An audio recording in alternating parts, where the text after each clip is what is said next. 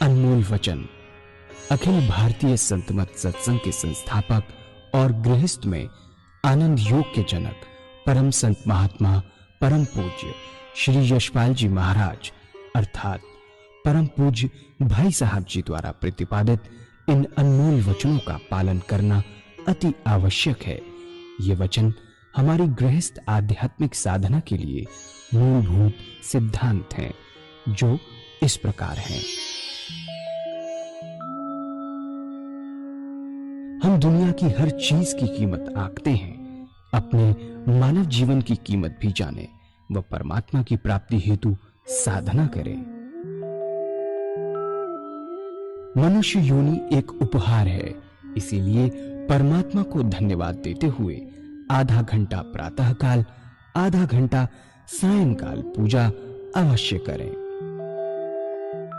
सत्संग, सतनाम व सद्गुरु को प्राथमिकता देते हुए इसी के आधार पर ध्यान योगाभ्यास अवश्य करें व गृहस्थ के कार्यों को परमात्मा का कार्य समझकर उसी की याद में संपन्न करें।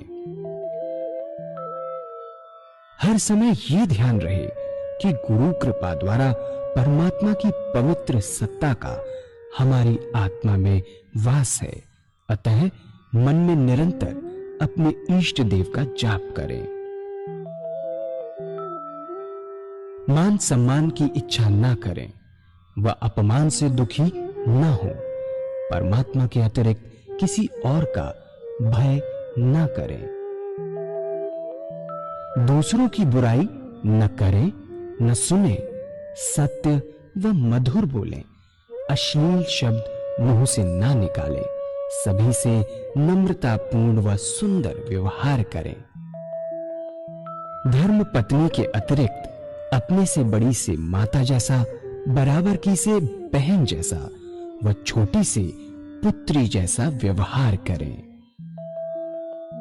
सांसारिक जीवन यापन की आवश्यकताएं अंतहीन है, इसलिए अधिक से अधिक समय सत्संग में व धन परोपकार में खर्च करें।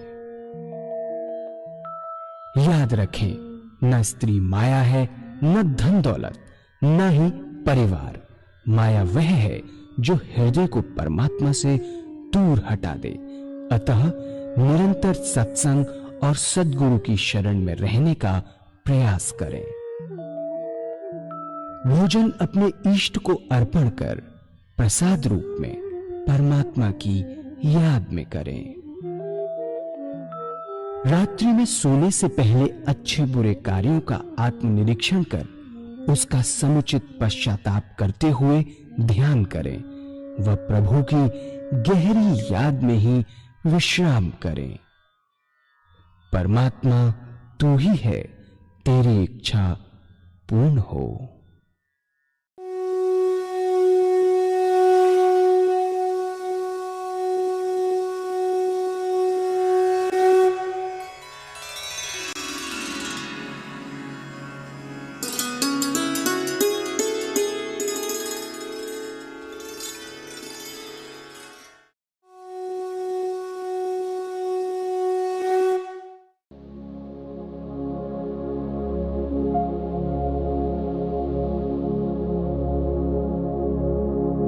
जय सद्गुरुदेव जय पद शरणम श्रेयस्वरूप चरणों शरणम।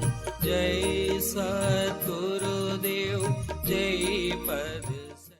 परमात्मा ने इतना सुंदर शरीर बनाया, उसने सारी चीजें आपके अंदर दे दी और आपका ये फर्ज बनता है कि उसकी ओर बढ़ें और उसका एहसास अपने शरीर के अंदर करें और जीवन मुक्त अवस्था प्राप्त करें। तब एक भजन होगा और भजन के साथ साथ सभी भाई बहन अपने अपने इष्ट का ध्यान करेंगे। जो तरीका मैंने बताया इस तरीके से करिए, जिससे कि बड़े आराम से अनुपम शांति की लहर आपके दिल और दिमाग के बीच में बहती रहे और परमात्मा की याद आपके दिल के अंदर बस जाए। तो अभी एक भजन होगा। मूलम गुरु मंत्रमूलम गुरुर्वाक्यम मोक्षमूलम गुरु कृपा। गुरुवर तुम ही बताओ, गुरुवर तुम ही बताओ,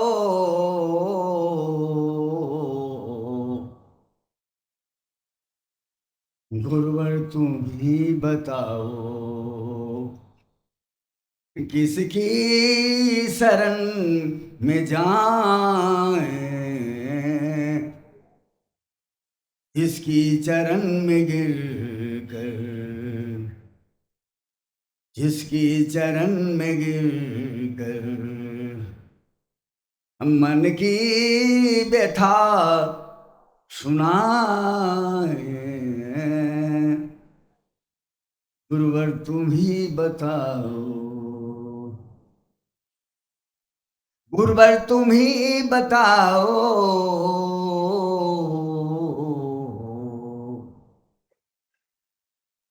गुरुवर तुम ही बताओ, किसकी शरण में जाए,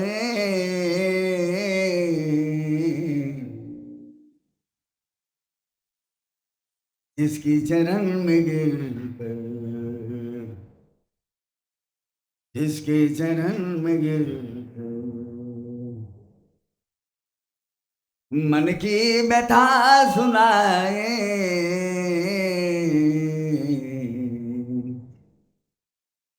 गुरुवर तुम ही बताओ, अज्ञान के तिमिर ने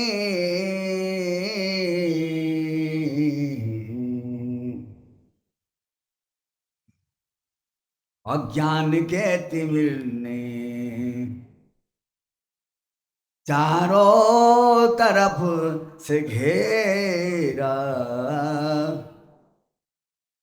क्या रात है प्रलय की, क्या रात है प्रलय की, क्या होगा नहीं सवेरा, पथो प्रकाश दो तुम,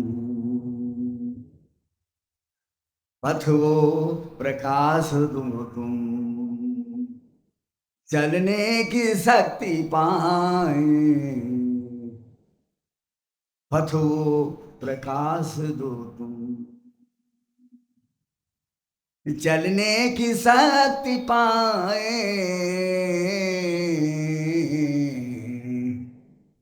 गुरुवर तुम ही बताओ, अज्ञान के तिमिर ने चारों तरफ से घेरा, क्या रात है प्रलय की, क्या रात है प्रलय की, क्या होगा नहीं सवेरा, अथ वो प्रकाश दो तुम, पथ वो प्रकाश दो तुम, चलने की शक्ति पाए,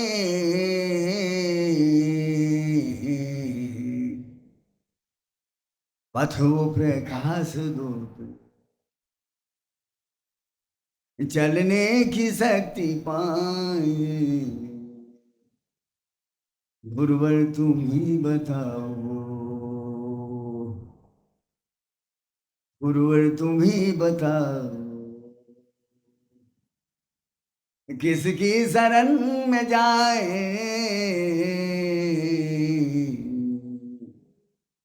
जिसकी चरण में गिर मन की व्यथा सुनाए, गुरुवर तुम ही बताओ, जीवन के देवता का करते रहे निरादर। जीवन के देवता का करते रहे निरादर। ऐसे करूं समर्पित, कैसे करूं समर्पित, अपना ये जीर्ण चादर। ऐसे करूं समर्पित, अपना ये जीर्ण चादर। हे जी पाप की गठरियां, हे जी पाप की गठरियां, किसे खोल कर दिखाए। हे जी पाप की गठरियां, किसे खोल कर दिखाए। गुरुवर तुम ही बताओ, गुरुवर तुम ही बताओ, किसकी शरण में जाए। गुरुवर तुम ही बताओ, किसकी शरण में जाए। जिसकी चरण में गिर गए, मन की व्यथा सुनाए, मन की व्यथा सुनाए। गुरुवर तुम ही बताओ, जीवन के देवता का करते रहे निरादर। जीवन के देवता का करते रहे निरादर। कैसे करूं समर्पित, कैसे करूं समर्पित, अपना ये जीर्ण चादर। ऐसे करूं समर्पित, अपना ये जीर्ण चादर। है जी पाप की गठरिया, है जी पाप की गठरिया, किसे खोल कर दिखाए। गुरुवर तुम ही बताओ, किसकी शरण में जाए। इसकी चरण में गिर मन की व्यथा सुनाए। गुरुवर तुम ही बताओ। पूजनीय माताओं और बंधुओं,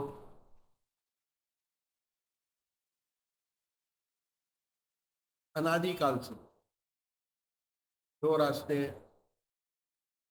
परमात्मा की प्राप्ति के चले आ रहे हैं। एक नीति का रास्ता है जिसे हम संन्यास मार्ग कहते हैं,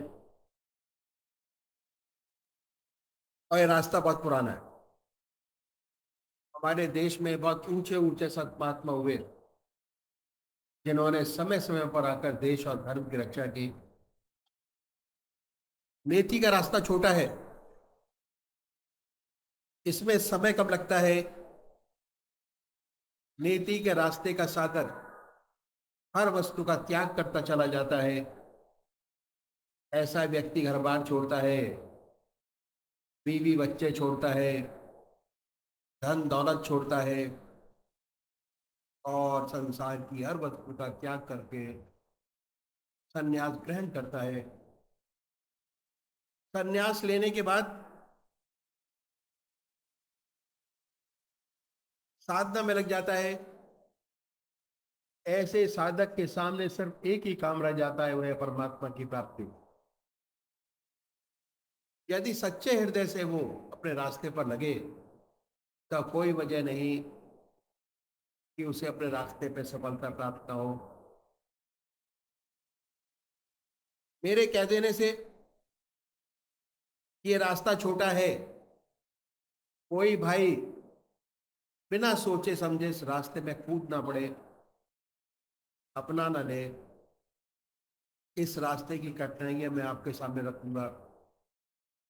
सबसे बड़ी बात क्या है कि समय बहुत है हमारे पास, और क्या है, और शरीर से त्याग करना आसान है, पर सच्चा संन्यास जब तक प्राप्त नहीं होता, जब तक मन से त्याग नहीं हो जाता। मुझे इस विषय पर अपने सदगुरुदेव परम संत महात्मा श्री यशपाल जी महाराज का एक अनुभव याद हो आया, जो मैं आपके सामने रखूंगा। एक बार वो जबलपुर से मुरादाबाद जा रहे थे। रास्ते में प्रयागराज का स्टेशन पड़ा। उन दिनों कुंभ का मेला लगा हुआ था और समाप्त हुआ था। प्रयागराज स्टेशन पर काफी भीड़। जब गाड़ी स्टेशन पर पहुंची तो देखा कि स्टेशन पर काफी भीड़ है। ये भीड़ एक महात्मा जिनको अवधूत कहते थे, छोड़ने आई हुई थी। गाड़ी आई, जय जयकार हुआ, गले में फूल माल डाले गए। इत्तेफाक से, परमात्मा की कृपा से, ये जो महात्मा थे उसी डिब्बे में चढ़े जिसमें इसके सदगुरुदेव जी बैठे हुए थे, और आपने के सामने की बर्थ खाली थी, उसी पर आके विराजे। जब गाड़ी चली और कुछ आगे निकल गई तो आपके साथ बातचीत शुरू हुई। इस बातचीत के दौरान गुरुदेव जी ने आपसे एक प्रश्न किया, और ये था कि आपको सन्यास लिए कितना समय हो गया। उत्तर मिला 14 वर्ष। बातचीत में दूसरा प्रश्न किया कि महाराज आप बाल ब्रह्मचारी हैं या जब सन्यास लिया तो गृहस्थी थे। आपने उत्तर दिया कि मैं गृहस्थी था, मेरे स्त्री और 2 बच्चे थे। बातचीत होती रही। इसके बाद गुरुदेव जी ने आपसे प्रार्थना की कि महाराज एक प्रश्न और करना चाहते हैं, पर वो प्रश्न कुछ अजीबोगरीब है। यदि आप पहले से क्षमा करें और सांत्वना दें कि इस टेढ़े प्रश्न से आप नाराज नहीं होंगे तभी प्रश्न किया जाए, अन्यथा नहीं। आगे कहा कि हो सकता है आपका हृदय दुखे इस प्रश्न को सुनकर, मैं किसी के हृदय को दुखाना नहीं चाहूंगा। महाराज जी चुप हो गए, ध्यान में चले गए। कुछ देर बाद आपने आंखें खोली और कहा कि आप कुछ पूछना चाहते थे, पूछा नहीं। फिर आपने अपनी बात दोहराई और कि महाराज यदि आप वायदा करें कि इस टेढ़े प्रश्न से आप नाराज नहीं होंगे तभी प्रश्न किया जाए, अन्यथा नहीं।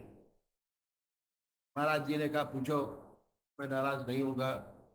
जब उन्होंने सांत्वना दे दी कि नाराज नहीं होंगे, तब गुरुदेव जी ने तीसरा प्रश्न उनके सामने रखा, और ये था कि क्या अभी भी आपको अपने 20 बच्चों की याद आ जाती है। यह प्रश्न सुनकर वो खामोश हो गए और ऐसा महसूस हुआ कि ध्यान में चले गए। 10 मिनट बाद आपने आंखें खोली और कहने लगे, बच्चा सच तो यही है कि आज भी मुझे अपने बीवी बच्चों की याद आ जाती है, और खासकर जब मैं अपने गांव के पास से निकल जाता हूँ, जहाँ का मैं रहने वाला हूँ, तो याद बिल्कुल ताज़ा हो जाती है। ये मेरी स्त्री, ये मेरे बच्चे, ये मेरा खेत, ये मेरे पशु, ये मेरा मकान। अब बच्चे बड़े हो गए तो क्या है, सेवक के गुरुदेव जी ने आपके चरण छुए। वाकई में बहुत ऊंचे महात्मा थे, अवधूत थे। क्यों? कोई शक नहीं। ऐसे कि सन्यास लेते ही आश्रम बदल जाता है। उनके अपने यम नियम हैं, कठोर तपस्या, ना उनको कोई बीवी, ना बच्चा, ना खेत, ना मकान, ना दुकान, शरीर से त्याग हो गया, लेकिन मन से त्याग करने में बहुत बड़ा समय लगता है। और दूसरी बात क्या है कि त्याग का बहुत बड़ा अहंकार होता है कि हम समाज से अलग हैं, समाज की चीजें हमने छोड़ दी, बड़ा अहंकार है। हम गृहस्थी लोग कभी कभी संसार से दुखी हो जाते हैं और अपना दुख सन्यासियों के पास जाकर कहते हैं कि महाराज हम दुखी हैं, मन में शांति नहीं, चैन नहीं, माया घेरे है, ऐसा कोई उपाय बतलाइए कि मन को शांति मिले। और ये ऐसी वो बताते हैं, उपाय बतलाते, कहते हैं कि ऐसी बात नहीं, कहते ईश्वर को याद करो, परमात्मा का ध्यान करो, इसी से सच्चा सुख और शांति प्राप्त होगी। पर क्या है, हम गृहस्थी लोग करते भी हैं, पर क्योंकि रास्ता साफ नहीं है, हमारे पास साफ नहीं होता, इसलिए मजबूर होके चले जाते हैं और कहते हैं कि महाराज होता नहीं, मजबूर होके चले गए। प्रश्न तो करते हैं महाराज, बनता नहीं, लेकिन ध्यान तो बनता नहीं। तो अक्सर सुनने में ही आता है कि ये रास्ता सन्यासियों का है, आप तो गृहस्थी हो। सन्यासियों में शुरू शुरू से भावना हृदय में जागृत हो जाती है कि हम सर्व साधारण मनुष्य से कुछ अलग है। सूक्ष्म अहंकार अंदर ही अंदर पैदा हो जाता है, त्याग का, संचय का अहंकार नहीं होता जितना त्याग का अहंकार होता है। और जहां सूक्ष्म अहंकार है वहां परमात्मा नहीं। दूसरी बात और है कि ज्यादातर व्यक्ति किसी न किसी परेशानी में पड़कर, दुखी होकर वैराग्य पैदा हो जाता है और संन्यास ले बैठते हैं। संन्यास के अपने यम नियम है, कठोर तपस्या, ब्रह्मचर्य, आसन की सिद्धि, प्राणायाम। बहुत से लोगों से होते बनता नहीं, जिनसे बनता है वो कठोरता से अपने मन को साधते हैं।